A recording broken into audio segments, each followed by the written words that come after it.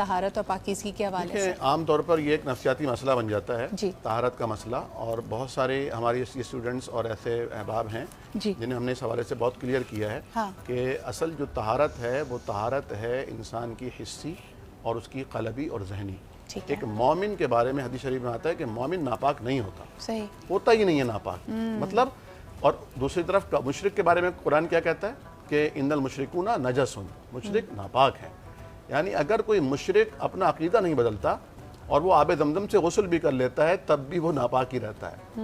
لیکن ایک مسلمان چاہے اس نے سر سے لے کر پیر تک گناہوں میں زندگی گزاری ہو، ناپاکی کی حدوں کو عبور کر لیا ہو، لیکن جب اسلام قبول کرتا ہے اور ایک دفعہ غسل کرتا ہے تو وہ ایسے پاک ہوتا ہے گویا اس نے دنیا میں آج ہی جنم لیا ہے. بالکل. اچھا یہ ایک جو اور کنسیپٹ ہے اس کو ذرا کلیئر کرنا چاہیے کہ اتنا زیادہ کوئی اتنا خطرناک معاملہ نہیں ہے.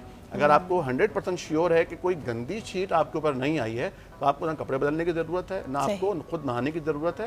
ہاں البتہ جو بدبو وغیرہ جو ایک اسمیل جو پیدا ہوتی ہے اس سے بچنے کے لیے یہ بہتر ہے، اعلیٰ عرفہ ہے، کیونکہ فرشتے ہماری مناجات لے کر جا رہے ہوتے ہیں تو ہمیں اچھے کپڑے پہننے چاہیے، صاف ستھرے کپڑے پہننے چاہیے. اور نماز کے لیے عموماً کیونکہ آج کل کے جو ڈریسز ہیں وہ عجیب و غریب ڈریسز ہیں، تو نماز کے لیے ایک جیسے آپ خوبصورت عبایا پہنتی ہیں ایسے ایک عبایا لٹکا ہوا ہونا چاہیے اور روزانہ وہ نماز کے لیے آپ بس اسے ڈال لیں. بالکل صحیح. اچھا